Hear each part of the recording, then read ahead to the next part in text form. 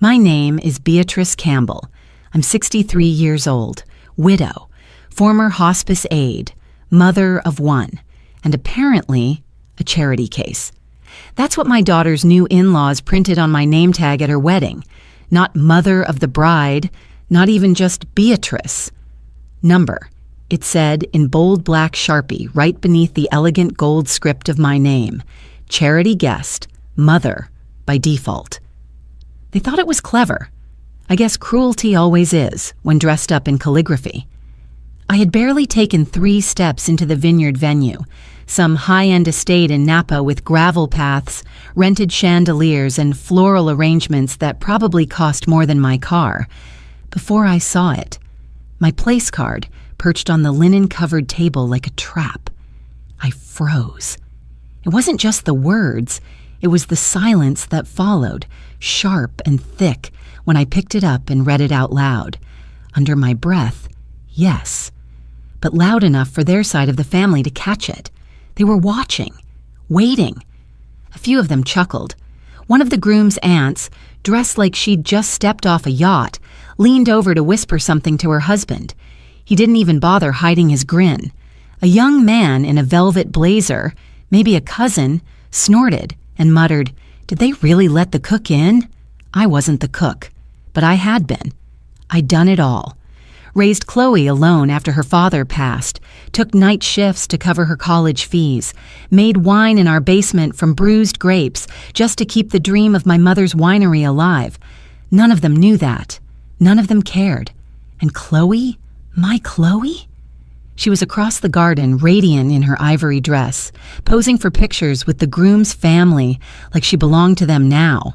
She looked happy, light, effortless, like someone who hadn't seen the placard with her mother's name and insult scribbled across it. But I knew better. She had seen it.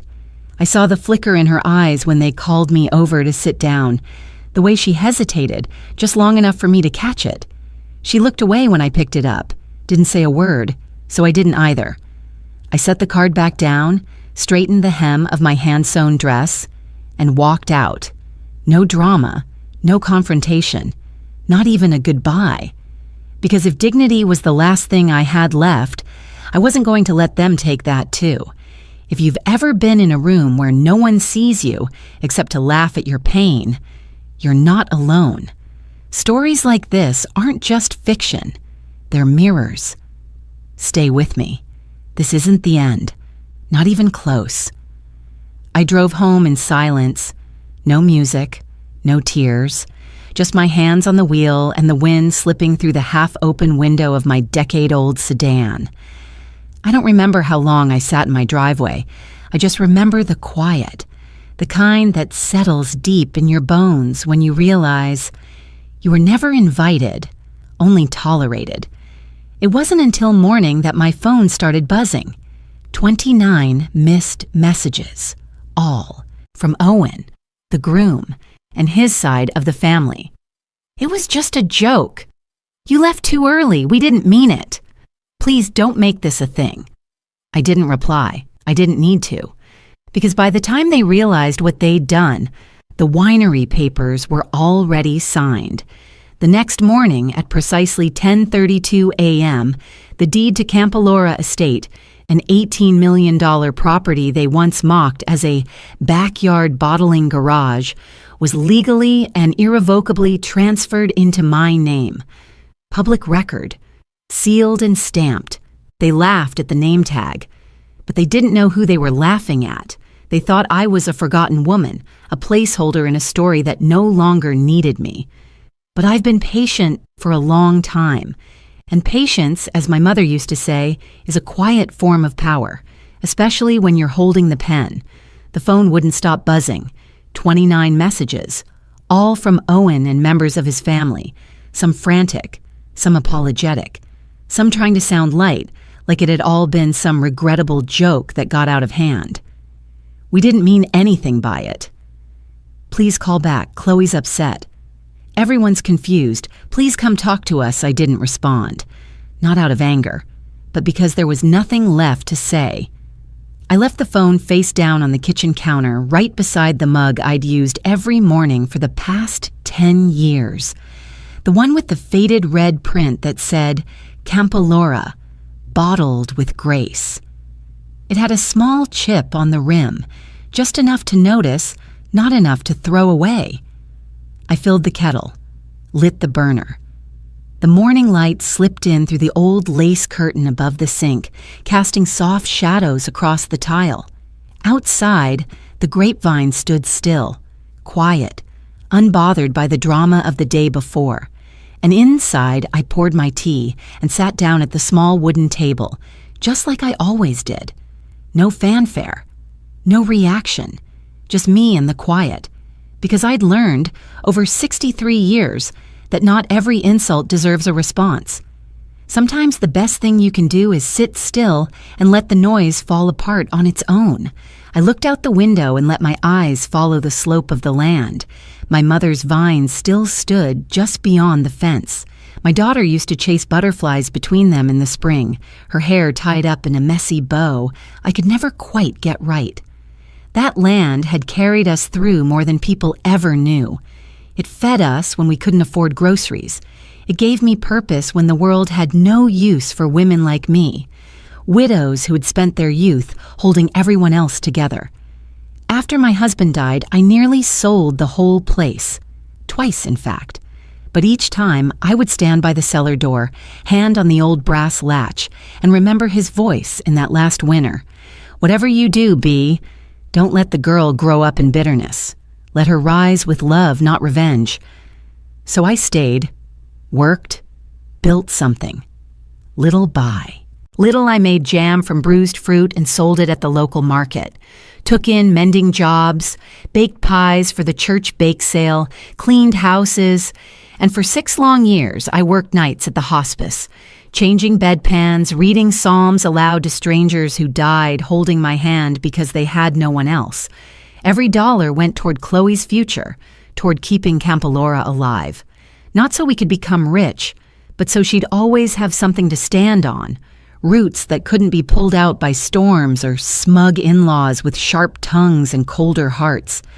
The teacup was warm in my hands. I took a slow sip and let the stillness wrap around me like a shawl. I wasn't sad, exactly, just hollow, a different kind of tired. There's a fatigue that comes from labor, from doing and striving, and then there's the kind that settles in when you realize you've spent your whole life being useful and somehow ended up being treated like an afterthought. I set the mug down. The house was quiet, but not empty. Every corner still held the echoes of life. Chloe's laughter bouncing down the hallway as a child, the creak of the floorboards during late-night pacing when bills came due and answers didn't. Even the old grandfather clock in the living room had something to say. Tick-tock. A slow, measured rhythm that reminded me time had always moved whether I was ready or not. Then came the knock. Soft but firm. 3 taps. I didn't move at first. Let the sound hang in the air like a test I didn't know I was ready to take. Another knock, lighter this time. I rose from the chair slowly, my knees reminding me I wasn't 30 anymore. As I approached the door, I caught sight of my reflection in the hallway mirror. Same woman as yesterday, but different. Not because something had changed on the outside, but because something had finally settled inside me. I opened the door. There she was. Chloe still in her rehearsal dinner dress, crumpled now, her hair no longer perfect. She held her shoes in one hand and a manila folder in the other. Her eyes were red-rimmed, jaw tight, but she didn't look away. "Hi, Mom," she said softly. Just 2 words, but everything about her face told me she hadn't come to explain or to ask for forgiveness. She'd come to do something more important. I stepped aside. She walked in, and I closed the door behind her. She didn't say anything at first, just walked through the door barefoot, her heels dangling from her right hand, a manila folder tucked under her left arm. The dress she wore to the rehearsal dinner the night before was wrinkled and sagging at the shoulders. Her makeup had worn off, leaving behind only smudges near the corners of her eyes. No jewelry, no veil, no ring. She didn't look like a bride. She looked like a woman who had been through war and had decided not to surrender. I motioned to the kitchen. She followed silently. We sat across from each other at the same old wooden table where I'd served her thousands of breakfasts, cut out spelling worksheets, helped her sew crooked Halloween costumes. I wondered for a brief moment if she remembered any of that, or if the world she'd built since college had erased it all.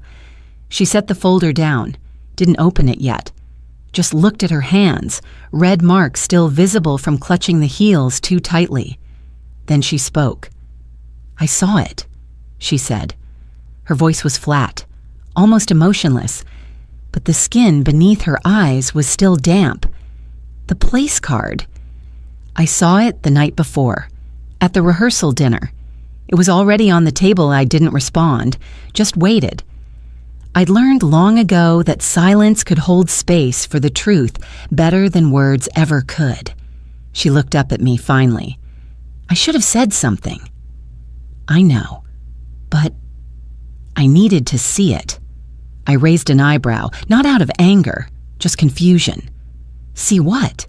She took a breath, shaky but controlled. If they would actually go through with it, if they would leave it there in front of all their friends, all their guests, if no one from Owen's side would say a damn thing, not even him. I blinked slowly. So you let it happen? I let it confirm what I already suspected. Her words landed soft but heavy, like the last drop of water before a dam gives way. She reached into her purse and pulled out the manila folder, laid it on the table and pushed it toward me. I opened it out of reflex, not really expecting to understand what I was looking at. But as I flipped through the first few pages, the shock set in. Transfer of controlling interest. Campalora Winery. Effective immediately. My name on every document. Not as co-signer, not as witness, as the sole owner. I looked up at her, stunned. What is this? Yours, she said simply. You're giving me the winery? I'm not giving you anything, Mom. I'm just undoing the lie. I shook my head, still trying to piece it together. But Campalora's been in your name since we had to restructure the debt 5 years ago. I thought, you thought I was just helping you hold it. She nodded. And I was. At first. But then I saw what they thought of it. The Drexlers, Owen's parents, his friends. They thought Campalora was a joke, some hobbyist garage label. Cute for a woman your age, Cynthia once said. I flinched, not because I hadn't heard that phrase before, but because I had, too many times, from too many people. Chloe went on, so I did what I had to. I stopped using my first name on legal filings, rebranded the label quietly under BC Reserve, started sourcing from other vineyards for blends, hired a branding consultant, shifted distribution toward boutique restaurants that value ethical, women-owned producers. You did all of that? She nodded again. For 2 years, under your name, I sat back in my chair trying to breathe. Why? Her answer came without pause. Because they'd never take me seriously. But they'd ignore you, and that gave me cover to build something they wouldn't see coming. Twist, the girl I thought had been swallowed by a world of white dresses and country club brunches, had been orchestrating her own quiet justice behind the scenes. Not in spite of me. For me. And why now? I asked. She looked me dead in the eye. Because yesterday made it clear that I couldn't protect you by blending in. I had to draw the line. Publicly, and Owen, she shrugged. He didn't know. Or maybe he didn't want to know. Either way, he watched them humiliate you and he did nothing. That told me everything I needed. The air between us settled. Not heavy anymore, just quiet. Steady. I ran my fingers over the corner of the folder. The paper was thick. Real. Legal. You're sure? I asked again, softer this time. Completely. And what do you want me to do with it? She smiled faintly. Keep standing. That's all I've ever wanted you to do, and now you'll do it. As the woman whose name they'll have to read on every bottle they once laughed at." I didn't cry. I didn't gasp.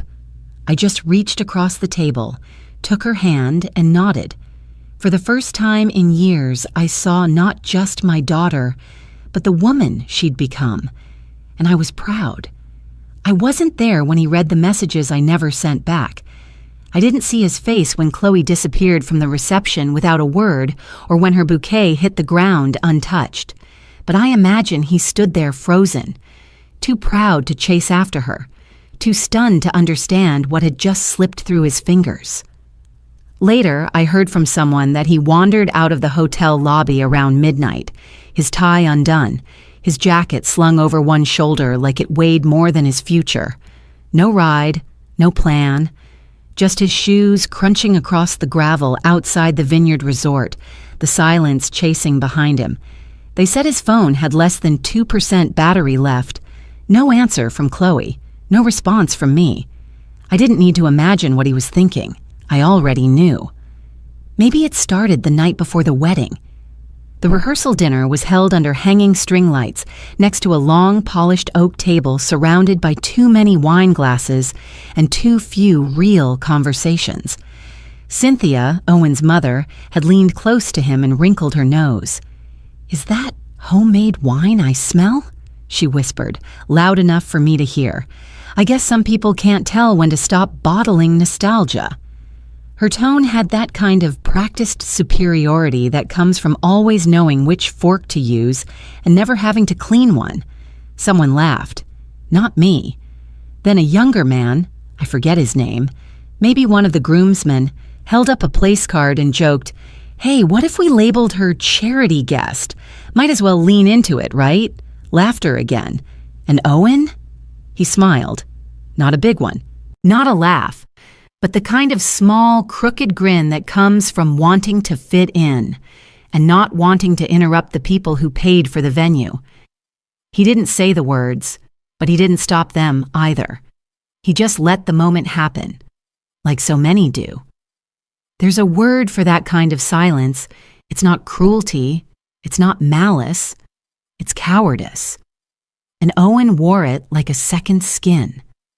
Later, he would tell himself it wasn't that serious, that he'd intended to fix it, that he didn't realize I would see the card, that Chloe would walk away, that families always have rough edges before they soften into acceptance. But deep down, even he knew that wasn't true. Because that kind of disrespect, it doesn't soften, it rots. Somewhere around 3 a.m, Owen ended up outside the Campalora sign, just the old wooden one my mother carved by hand 40 years ago, the one we never replaced, even after the rebranding. He stood in front of it for almost 15 minutes, people said, lit a cigarette, let it burn out between his fingers, didn't take a single puff. When someone from the hotel staff asked if he was okay, he said, "I thought we were building something real." But what kind of man builds something real on the backs of people he won't defend? There's a guilt that comes from doing wrong. And then there's the guilt that grows when you watch someone else be wronged, and you do nothing. Owen never yelled. He never mocked. But he stood there. He let it happen. And sometimes that's worse. That's what Chloe saw. Not the man who put a ring on her finger, but the man who stayed seated when a room turned cruel. The morning after the wedding that wasn't, I sat in the kitchen with Chloe while she signed over the winery to my name. In that silence, I thought about Owen. I didn't hate him, but I saw him clearly. A boy raised to value approval over accountability, trained to blend in, to stay pleasant, to stay quiet. And when the moment came to draw a line, he blinked instead. Would he do it differently if given the chance? Maybe. Maybe not. But that's the thing about moments that matter. You don't get to rehearse them. You either show up with your whole self or you vanish with your silence. It was late afternoon when the knock came again, not Chloe's this time. Heavier, uneven, the kind of knock that carries guilt before the door even opens. Chloe moved faster than I did, She pulled the door back, and there he was, Owen. His shirt wrinkled, his tie loosened, his hair looking like he'd dragged his hands through it a dozen times. He clutched his phone like it could shield him. His face was pale, but his words rushed out before either of us could speak. "Mrs. Campbell, please, I need to explain. I'm so sorry. I didn't know they'd actually put it on the card. It was supposed to be a joke, just a stupid joke. My parents—" He tripped over his own sentences, stumbling forward with excuses. "It wasn't me. I didn't mean it. I swear I had no idea how far it would go. I didn't move." Chloe stood next to me on the porch, arms folded, silent as stone. I studied him for a long moment. His chest was heaving, eyes darting from me to Chloe and back again. There was a time I might have felt pity for him, for a boy trying to hold up a family name heavier than his own spine. But that time was long gone. When his words ran dry, I finally asked the only question that mattered. "When you saw the card," I said, my voice steady, "what did you do?" He froze. His mouth opened, but no sound came out. He looked down at the porch floorboards like the answer might be carved into the wood. "Nothing," I said for him. "You did nothing." The silence stretched so wide you could hear the birds in the vineyard behind the house. Owen's lips trembled as if he wanted to protest, but he didn't. He couldn't, because we all knew the truth. I turned without another word, walked back inside, and returned with a white envelope in my hand. Clean. Sealed. The paper still crisp from the morning's ink. I held it out to him. "Here," I said. He looked at me, confused. "What is this?" "The new distribution contract for Campalora," I replied. "Signed this morning. Exclusive rights with a regional restaurant chain. Your family's name isn't on it, and it never will be." His face drained of color. He didn't take the envelope, just stared at it as though touching it might burn. I slid it back into my hand, calm as ever. I don't need explanations. I don't need apologies. I only need one thing. He swallowed hard. "What's that?" "That they never laugh again." I let the words hang in the air, not shouted, not cruel, just final. Owen's shoulders sagged. His mouth opened like he wanted to argue, but the fight wasn't there. The excuses had dried up. All that remained was the weight of silence, the same silence he'd chosen when it counted. He glanced at Chloe, maybe searching for softness in her eyes. She didn't flinch. She didn't speak. She just stood beside me, steady as a pillar. Finally, he nodded once, muttered something that might have been, "I'm sorry," and stepped back down the porch steps. The gravel crunched under his shoes as he walked away. Chloe and I stayed where we were, watching him retreat into the lengthening shadows of the evening. Neither of us spoke until he was gone. I let out a slow breath. My hand was still resting on the envelope, the weight of it far more than paper and ink. It was proof that dignity can't be erased with a Sharpie, proof that silence, when chosen with strength, speaks louder than excuses. I turned toward Chloe. She was already looking at me. There was no smile on her face, no tears, but her eyes carried something deeper, a mix of sorrow and pride, like she was seeing me for the first time all over again. She reached out, just slightly, and her hand brushed mine. A light squeeze. No words, no explanation. That was enough. We stood there together on the porch, the last sunlight settling over the vines, the quiet wrapping itself around us, not heavy this time, but whole. And in that silence, I realized something. This wasn't the end of a story. It was the beginning. The air in the storage barn behind Campalora was thick with dust and silence. I hadn't stepped inside that space in years, not since the day we expanded the production facility and locked this old room for good. But today, I needed to breathe in the scent of what came before: fermented grapes, cracked cork, worn wood, and remember what it cost to build something that lasts. I flicked on the single yellow bulb overhead. The light buzzed once before humming steady, casting long shadows over shelves that still held remnants of the vineyard's first days. I moved slowly, fingers trailing over bottles lined like quiet soldiers, some still full, some long emptied, but all labeled with the original Campolora name in my mother's handwriting. Dust danced in the light.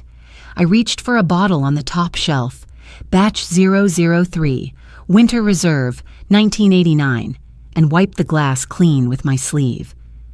My reflection looked back at me, older and quieter than I remembered. I carried the bottle to the wooden table in the center of the room. As I set it down, the past arrived, unexpected and sharp. It was the night my husband died, the night the vineyard fell into my hands, along with the weight of 100 decisions I'd never wanted to make alone. I remember sitting on the edge of his hospital bed, the machines clicking around us. He was frail by then, eyes sunken, voice barely a breath, but his words carved through me like the edge of a pruning knife. "B," he said, "you're not just holding this together. You are this. You're the root, not the branch." I didn't understand it fully then. I was too tired, too afraid. All I could think about was Chloe, asleep on a cot in the hallway clutching her sketchbook. She was 9. She'd drawn the vineyard that morning, every row straight, every vine in bloom, even though it was January. I blinked, and I was back in the cabin we used to live in, a tiny place with peeling linoleum and a stove that rattled when the wind blew. I used to ride my bike to the market, a milk crate strapped to the back, collecting used glass bottles others had tossed. I cleaned them until they shone and reused them for small batch syrup we sold under the name Campbell's Gold. Not glamorous, but it got us through that winter. And all those years, my name wasn't on the deed, not because I wasn't worthy, but because I never asked. I told myself it didn't matter, that love and work and sacrifice didn't need signatures. But standing in that dusty barn, bottle in hand, I realized something I had refused to admit for decades. I had never claimed my own name. I had just kept giving. I turned toward the back corner of the room, to the old wooden cabinet my mother had kept locked for as long as I could remember. It had been hers, sturdy dark oak hand-carved by my grandfather. No one opened it after she passed, not even me. Until now. The key still hung on the rusted nail beside the frame. I took it down, its metal cold against my palm, and fit it into the lock. With a slow twist, the latch clicked open. Inside were 2 things, a faded linen pouch and a stack of yellowed papers tied with twine. I lifted the pouch first. Inside, a handful of dried lavender and a silver ring I hadn't seen since childhood, my mother's. She used to rub it like a worry stone. Then the papers. I untied the twine. At the top, in calligraphy I recognized instantly, was the title, Last Testament and Property Declaration, Elizabeth Campolora. My mother. As I flipped through the pages, my heart thudded. Deed after deed, parcel after parcel, all of it listed under one name, Beatrice Campbell. Me. Not my father, not my husband, not the family, just me. She had intended this land for me all along. I sank into the old wooden chair behind me. My hands trembled, but not from shock, from the overwhelming quiet of understanding. She had seen something I hadn't. She knew that being soft didn't mean being small, that being kind didn't mean disappearing. I pressed the documents to my chest, closed my eyes, and breathed in the lavender from the pouch.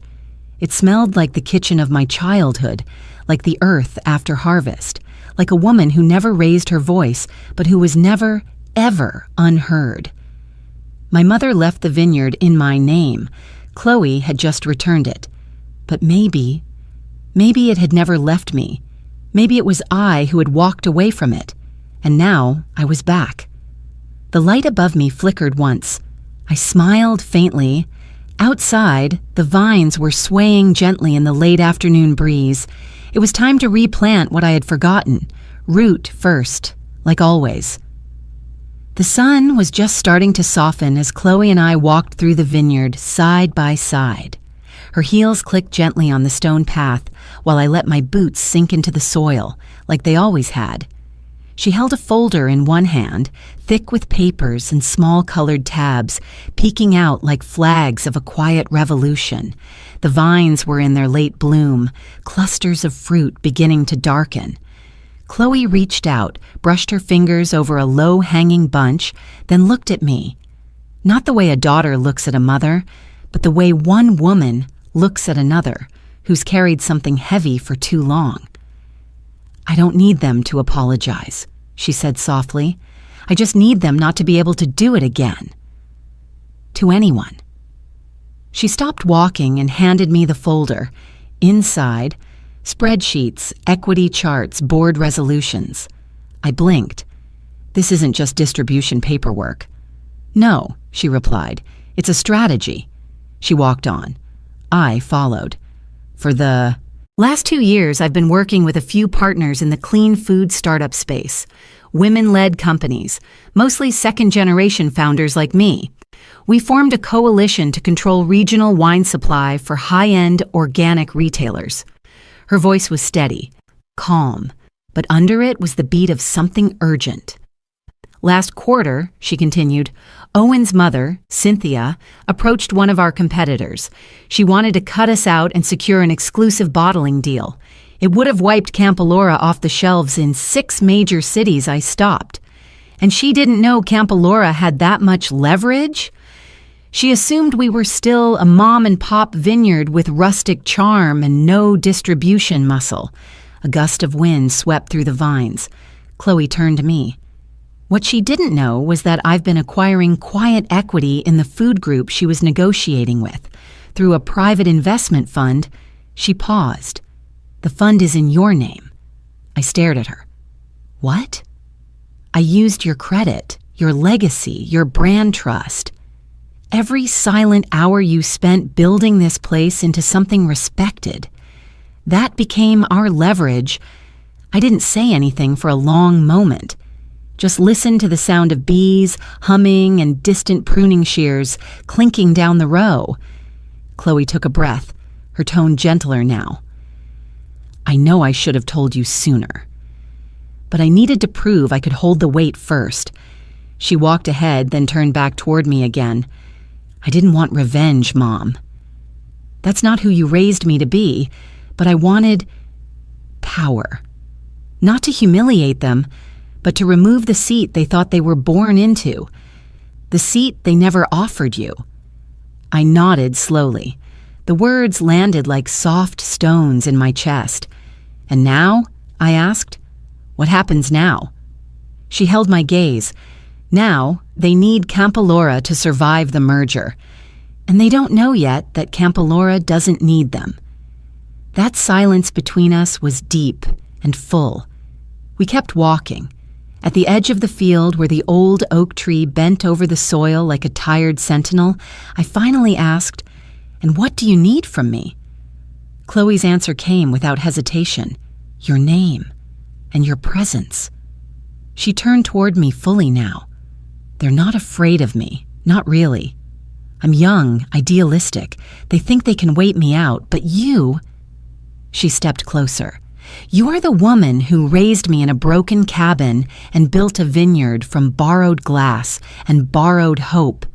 You are the one who never shouted, never asked for applause, never stepped on anyone to rise. That terrifies them, because there's nothing they can take from you, and nothing you need from them." My throat tightened. She continued, softer now. "I watched you all those years, Mom. And I used to wonder if silence meant weakness. But now I know. It means patience. And that's what they've never learned to handle." I looked at her, really looked, and saw not just my daughter, but my legacy walking beside me. Not the rows of vines, not the buildings, but this, her clarity, her quiet precision, the kind of strength that waits, that doesn't need to prove itself, that simply is. I reached out, gently touched her arm. "You have what you need," I said. "Use my name." Her eyes brimmed for a moment, but didn't spill. Then she said something I wasn't prepared for. "I used to wish you'd fight louder, Mom. That you'd slam doors, throw plates, demand your seat. But now I know. The way you fight, it makes people live with what they did." I smiled. It was small, but it rooted deep. "They remember longer that way," I said. She nodded. As we reached the house again, the light beginning to slant across the hills, Chloe looked over her shoulder at the vines. "Funny," she said. "They always told me the best harvest comes from the soil that struggled most." I laughed under my breath. "Then we must be drowning in gold." I've never liked city buildings, that smell of filtered air and recycled ambition. They all feel the same. Glass walls, cold lighting, too many clocks ticking too loud. But that morning, as I stepped into the boardroom of Greenridge Holdings in my olive green suit and low heels, I didn't feel out of place. I didn't feel intimidated. I felt quiet. Chloe walked beside me in a cream blouse and black slacks, carrying nothing but a sleek folder. No lawyers, no assistant, no rehearsed speech, just her and I, and an awareness that today wasn't about confrontation. It was about presence. The boardroom was modern, sterile, and already full of people. Executives in dark suits with overpriced watches, legal aides typing behind laptops. A few familiar faces turned when we entered, some out of recognition, most out of confusion. There was no ceremony, no formal greeting. Just a long table, a row of chairs on each side, and a single seat left conspicuously empty in the middle, the one across from Cynthia. She was already seated, draped in a charcoal blazer with a pearl brooch at her collar. Her armor, I suppose. Beside her sat her husband Richard, slightly slouched, eyes shifting as Chloe and I moved to our seats. I didn't speak. I didn't need to. Chloe stood, placed her folder on the table, and began. "Thank you all for joining. I'll be brief." Her voice was calm, professional, but underneath, cutting steel.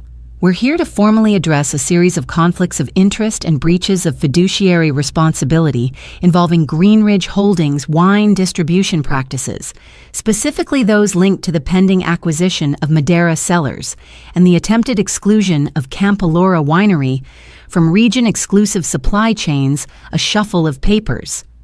A few raised brows. Cynthia narrowed her eyes. Chloe clicked a remote, and the screen behind her lit up with pie charts, emails, shipping records, names, dates, pricing discrepancies. "For the past 14 months, Chloe continued, select executives within Greenridge, primarily those with familial stakes, have actively devalued boutique wineries while inflating the purchasing margins of their own distribution channels. This has misled shareholders, manipulated product authenticity, and harmed the transparency promised to conscious consumers." Someone coughed. A pen tapped nervously.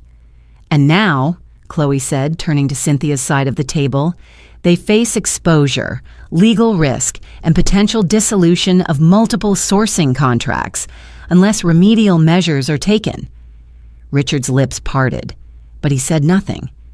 Cynthia's chin lifted, a rehearsed calm settling over her like fog. "You have no grounds to accuse us," she said. "You're not even on the board." Chloe didn't flinch. She simply gestured to the chair in the middle. "That's true," she said, "but she is." All eyes turned to me. Cynthia blinked.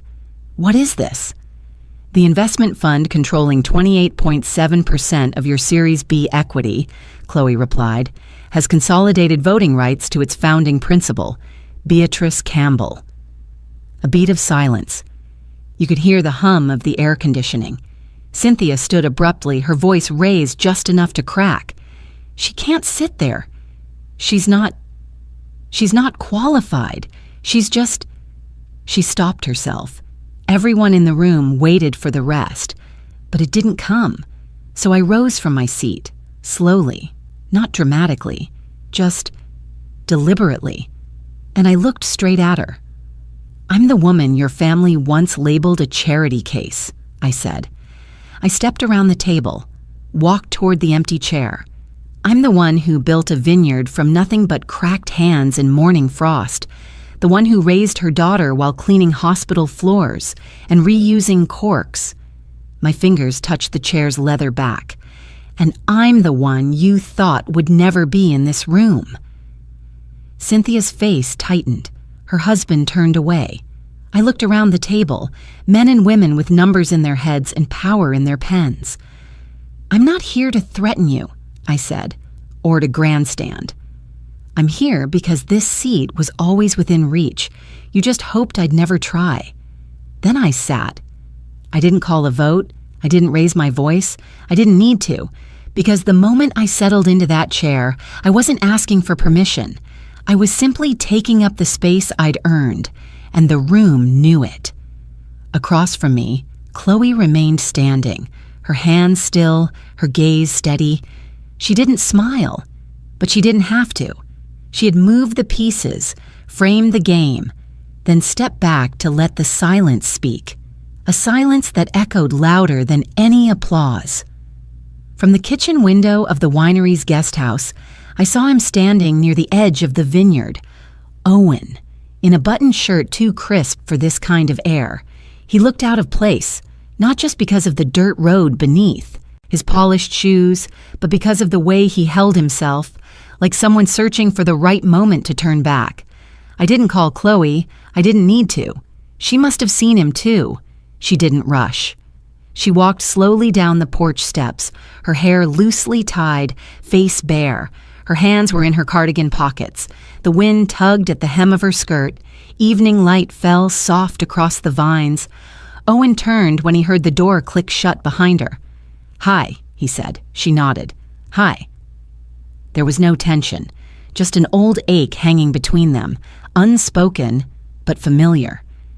"I didn't want to show up unannounced," he began, "but I wasn't sure you'd reply if I called." Chloe didn't answer. She let him speak. I know this doesn't fix anything, but I needed to say it. Out loud, she stayed still. "I should have done something," Owen said, "when I saw the name tag." "Your mom?" She looked right at me, and I looked away. His voice cracked slightly. "I knew it was wrong. I knew it wasn't funny.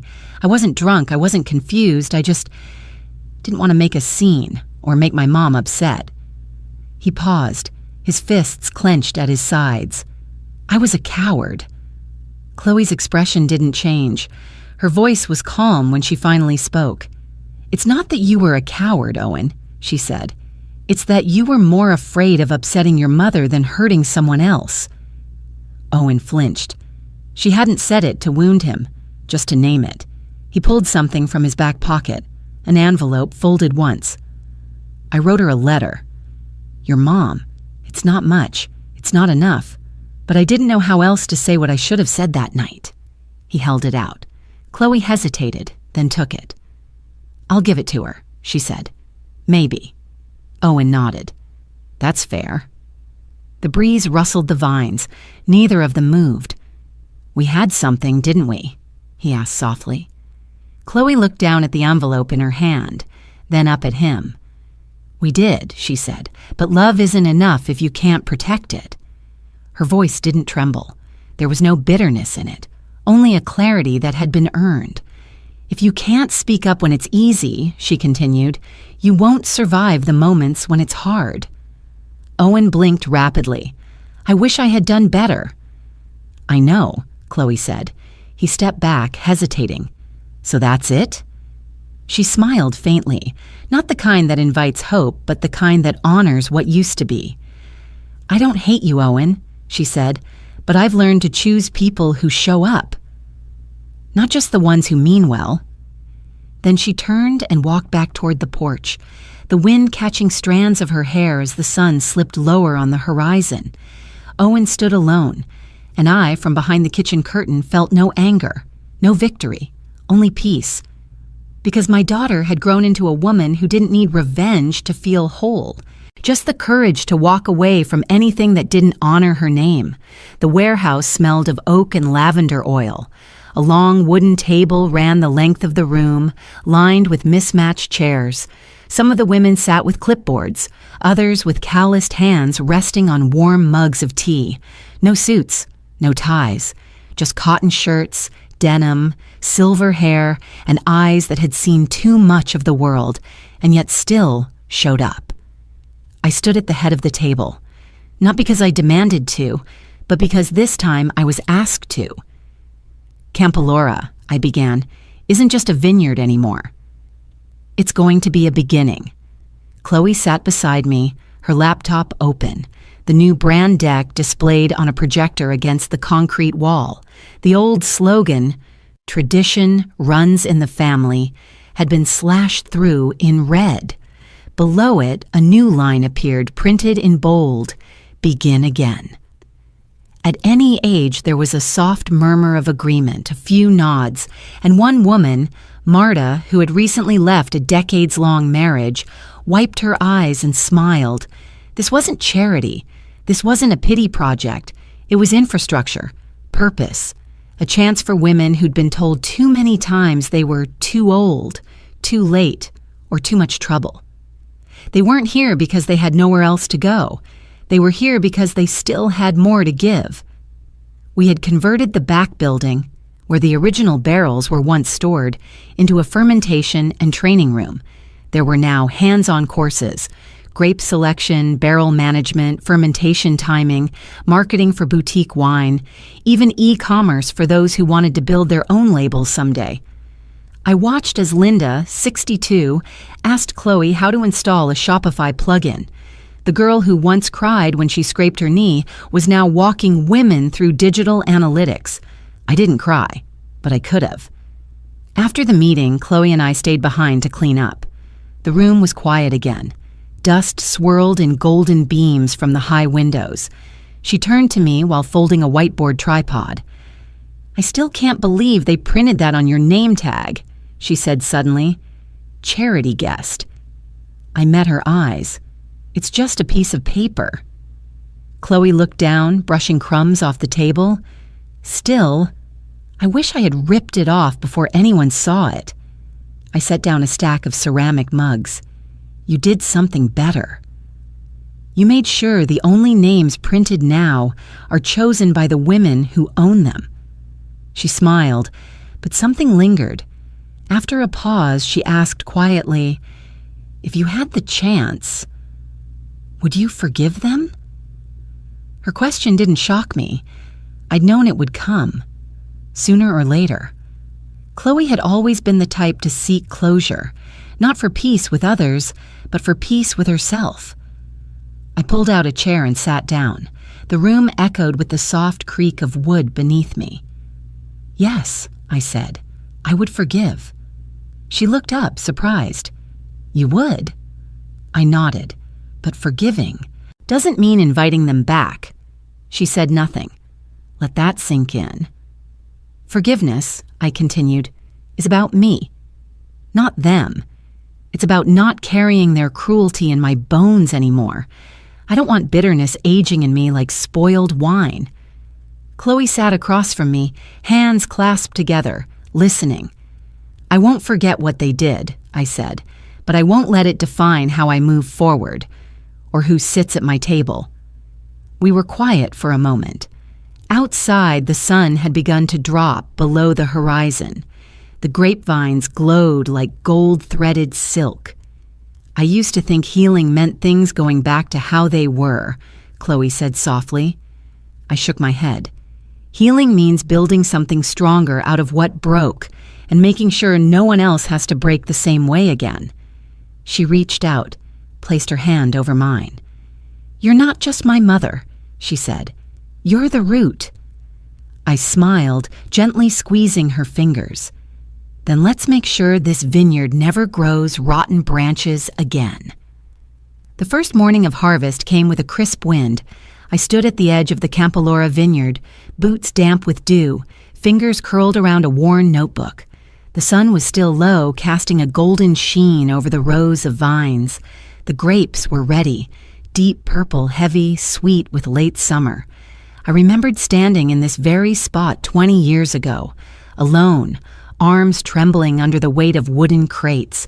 No gloves, no help, only the sound of my own breathing and the rustle of leaves in the wind. But today, I wasn't alone. Laughter rippled through the vineyard like a soft current. Dozens of women, most of them older than 40, many closer to 60, walked between the rows. Each carried a basket, their hands stained red with crushed grape skins, their voices rising with jokes and inside stories shared over morning coffee. They moved like they belonged here, not as visitors, not as replacements, as women finally reclaiming space that should have been theirs all along. Marta, the one who once didn't know how to prune a vine from a dead branch, now led a small team of 4, confidently instructing on sugar content and harvest timing. Grace, who had lost her job after 30 years in food service, now tracked fermentation logs better than any consultant I'd ever hired. They came here unsure, shoulders hunched. Now they stood tall. A woman's voice called out behind me, "Beatrice!" I turned. It was Marjorie, the one with the snow-white bun and a cane she rarely used anymore. She walked slowly, but proudly, basket full. "I just wanted to say, thank you," she said, her voice low. I smiled, about to brush it off with the usual modesty, but she placed a firm hand on my arm. "No," she said, eyes glassy. "You don't understand. I was living in my sister's basement. My son told me I was dead weight, that he had a family now." I felt my jaw tighten, but I didn't speak. Marjorie looked down at her hands. "Today I filled 6 crates. They said I handled the press better than the new girls." "You did," I said quietly. She nodded, then softer. "This morning, for the first time in years, I woke up feeling like I mattered." A gust of wind passed between us. It carried the scent of crushed grapes and soil, earthy, alive, full of quiet things growing beneath the surface. Marjorie walked away, shoulders straighter than when she'd arrived her first day. I stayed there for a long while, letting the scene soak in. The land was still the same, the soil hadn't changed, but the energy, it was different now. The vineyard no longer echoed with loneliness, it buzzed with rebirth. Campalora wasn't just producing wine anymore, it was producing dignity. Every row picked was a choice to keep going. Every basket filled was proof that someone who'd been discarded still had value, still had strength, still had purpose. I never made speeches, but if I did, I would have told them this: you are not too late. You are not broken. You are not a burden. You are needed. Not for what you were, but for who you are, right now. Instead, I just walked the rows, offered a nod here, a hand there, a gentle touch on the shoulder when someone seemed tired, and when no one was watching, I crouched beside a low vine. I pulled a single grape from its cluster, rolled it between my fingers, pressed it to my lips. It was sweet, not just ripe, but patient. The kind of sweetness that only comes when you've waited, when you've endured storms and heat and pruning, when you've been almost forgotten, but not completely. I stood again. The sky above had shifted, clearer now, more certain. Behind me, laughter burst out again. A woman sang a song in Spanish. Someone clapped offbeat. Chloe's voice rang out, calling for one more crate before the truck arrived. I looked back at the house in the distance. Once, it had been a place of quiet survival. Now, it was a place of creation. And me? I was no longer just the woman who stayed silent when they laughed at my name tag. I was no longer just Mom, I was Beatrice Campbell. And this vineyard? It no longer needed to carry the name of someone else's legacy. It was ours now. And the wind agreed. I was folding tea towels in the kitchen when I heard the gate creak. Campalora had grown quieter since harvest, but I could feel a shift in the air the moment he stepped in, different from the dry autumn breeze. He walked slowly up the stone path, wearing jeans, a faded gray shirt, no wedding ring, no suit, no smirk, just Owen. He held something in his hand, a crumpled envelope aged at the corners. I opened the door before he could knock. We didn't speak for a moment. He looked like he hadn't slept in days, eyes hollow, shoulders lower than I remembered. This wasn't the same young man who'd once toasted champagne without glancing at the woman who raised his bride. "Would you like to come in?" I asked. He hesitated, then nodded. The kitchen was warm. I'd just taken out a loaf of bread. Cinnamon and nutmeg filled the air, scents from a time before anyone wore titles. He sat across from me at the small table, the one with the uneven leg. I poured him tea. He didn't touch it. After a long silence, he spoke. "I lost everything." I waited. My parents stopped speaking to each other. My mother, well, you probably know. The board voted her out. She still doesn't believe it happened. His voice cracked. She says I betrayed her. He looked down at the envelope in his hand. "I found this again," he said. "It's the letter I wrote to you." I didn't give it to Chloe like I promised. I wasn't ready to face what I had done, or failed to do. He pushed it across the table. "I'm not here to ask for forgiveness," he said, almost whispering. I wanted to say I finally understand what it feels like. To be seen as disposable. I didn't touch the letter. I just looked at him. For a long moment he sat under that gaze, waiting for anger or judgment or pity, but I offered none of those. Instead, I said quietly, "The important thing isn't what you've lost. It's what you've learned.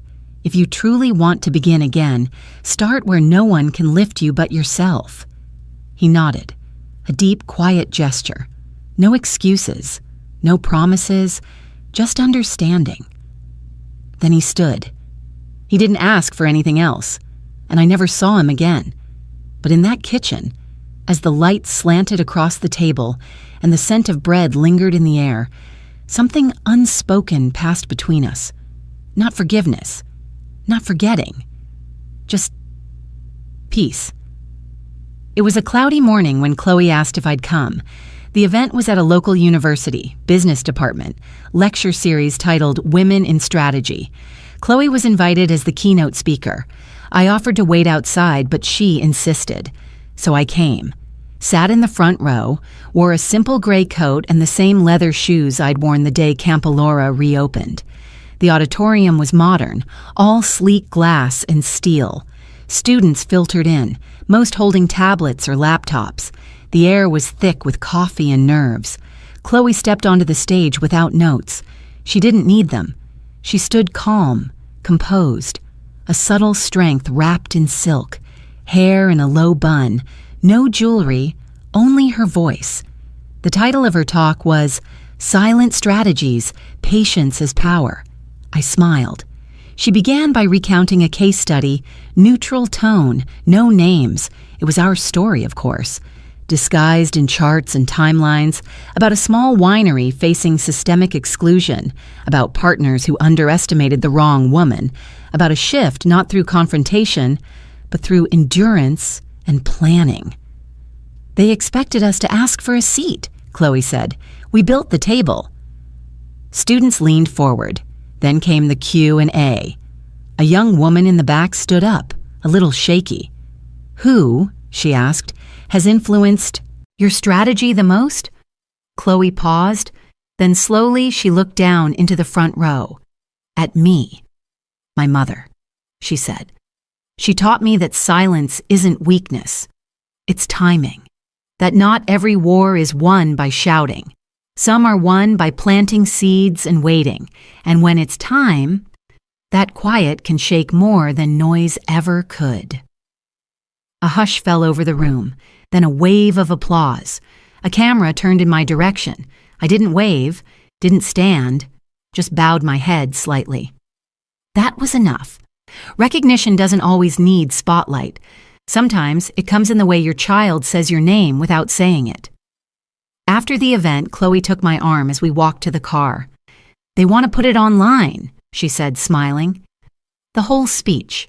"Good," I said. "You're not mad I told them about you?" No. She was quiet a moment. Then, do you ever miss being unknown? I looked at her. My daughter, the strategist. The girl who once brought home a stray cat just because it looked lonely. No, I said, because being known, truly known, isn't the same as being seen. And now, at last, I was both. We came early just as the fog was lifting off the hills. The workers had already started drilling. Chloe and I stood side by side in front of the Campalora gate, sipping coffee from matching tin mugs. The new wooden sign was still wrapped in cloth. I could hear hammers, ladders shifting, birds chattering in the olive trees nearby. Are you nervous? Chloe asked. No. Not even a little? I looked at her. When you've had people mispronounce your name for years, having it carved in oak doesn't scare you. She laughed. The cloth dropped, and there it was, Campalora Winery Beatrice Campbell. Trust building, second chances. I stared at the lettering. Simple. Bold. No gold foil. No flourish. Just my name, and a purpose. Chloe stepped closer. You once told me you had nothing to leave behind. I nodded. But you gave me everything, she said. Not money. Not fame. You gave me the strength to start again. I didn't cry. Not that day. But something inside me unknotted. All those years of scraping together coins, of washing bottles by hand, of listening to people ask, "Where's your husband?" as if I were a placeholder. It all led here. One of the workers stepped down from the ladder and held something out. A wooden plank, rough, splintered. Faded letters burned into the surface. Charity case. It was the original wedding name tag. Someone had saved it. Or maybe fate had. Chloe took it without a word, walked to the nearby fire barrel, dropped it in. We watched it burn, not with hatred, just release. As the flames died down, I placed a hand on the new sign, not to possess it, just to feel it. To feel that I belonged, that I'd always belonged. And now, no one could say otherwise. The house had gone still again. It was one of those quiet nights that reminded me of the early years. No music, no noise from upstairs, no ticking clock on the wall, just the hum of the refrigerator and the occasional creak of old wood settling into silence. I sat at the kitchen table, fingers trailing over the smooth glass of a wine bottle. The label shimmered under the low light.